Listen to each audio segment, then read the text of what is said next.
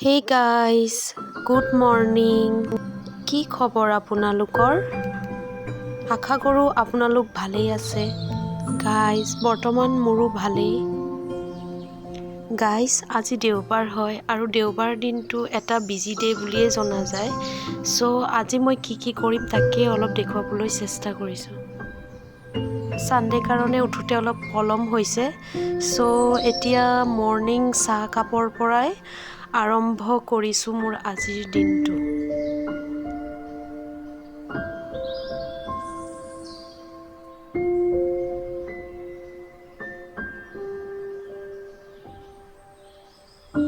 চাহকাপ খোৱা হৈ গ'ল। ঘৰত সদায় কাম কৰিবলৈ টাইম নহয় কাৰণে দেওবাৰৰ দিনটো আজি গোটেই লেতেৰাবিলাক চফা কৰিছোঁ।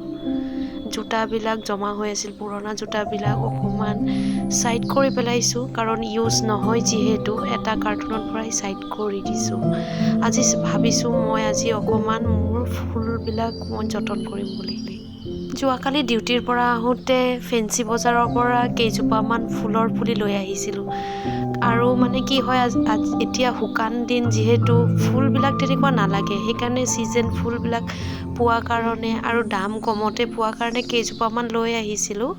আজি তাকেই মই ফুল গছবিলাক ৰুইছোঁ আৰু যাতে ধুনীয়া দেখক অকণমান। আৰু ফুলবিলাক থাকিলে ভালেও লাগে দিয়কচোন, ঘৰখন চাবলৈ ভাল লাগে যিহেতু।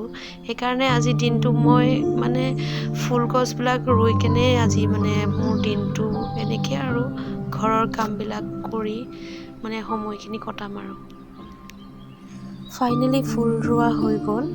আপোনালোকে মোক কমেণ্টত জনাব কেনেকুৱা হৈছে আৰু মোৰ ইউটিউব চেনেলটো নাৰ্জি ব্লগ আপোনালোকে ছাবস্ক্ৰাইব কৰি দিব। Thank U.